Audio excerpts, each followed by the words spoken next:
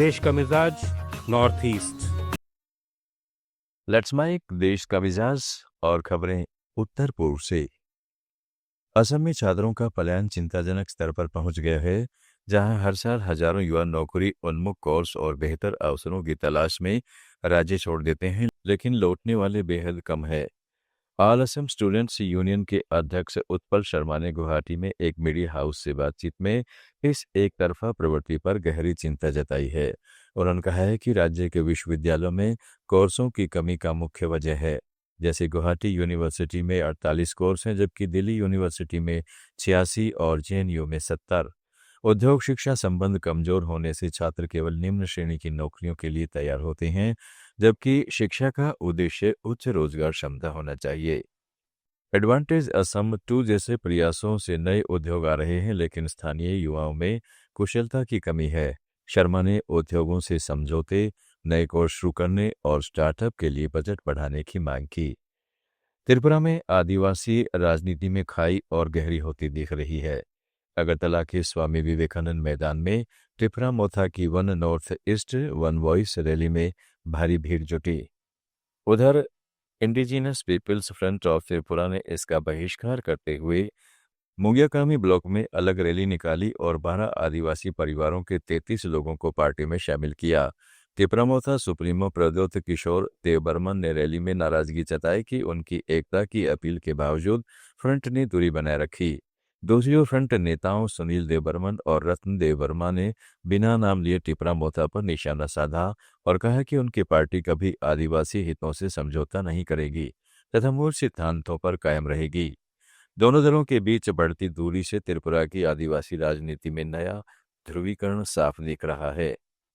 मेघालय सरकार ने फल आधारित शराब पर वैट छूट 3 से बढ़ाकर 10 साल कर दी है। शिलोंग में हुई मेघालय वाइन इकोनॉमी समिट में एक्साइज आयुक्त मस्ते दवार मार ने बताया कि अब रजिस्टर्ड घरेलू फ्रूट वाइन बेचने के लिए वाइन बुटीक खोलने की अनुमति भी दे दी गई है।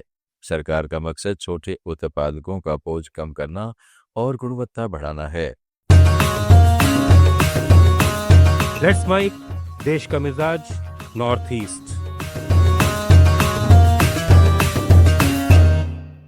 Meghalaya fruit wine makers association के अध्यक्ष टैनी टेली खरसपान ने कहा है कि सोयोंग जैसे स्थानीय फलों से शराब बनाने की परंपरा सदियों पुरानी है और अब कानूनी मान्यता मिलने से ग्रामीण आय बढ़ेगी तथा पर्यटकों को अनोखा अनुभव भी मिलेगा।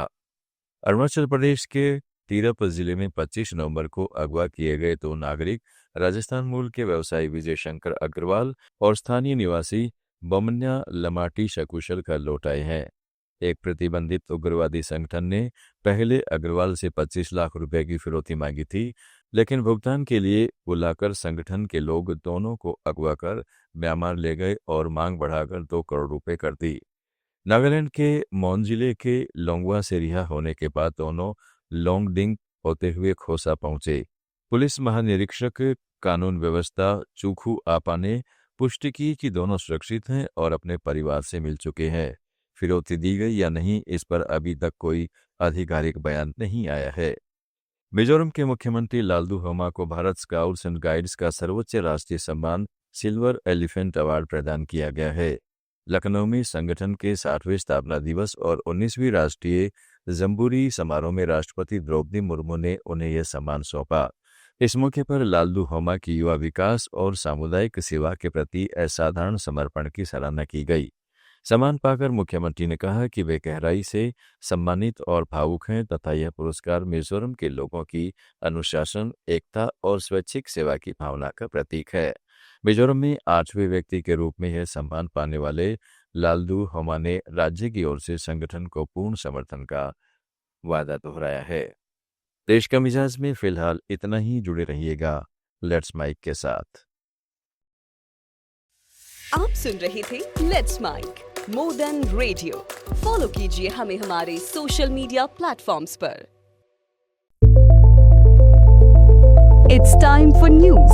It's time for more than radio. Presenting the first radio news app, Let's Mic. Let's Mic, a news-based app on your phone where you get to watch and listen news, talk shows, interviews, radio show, podcasts.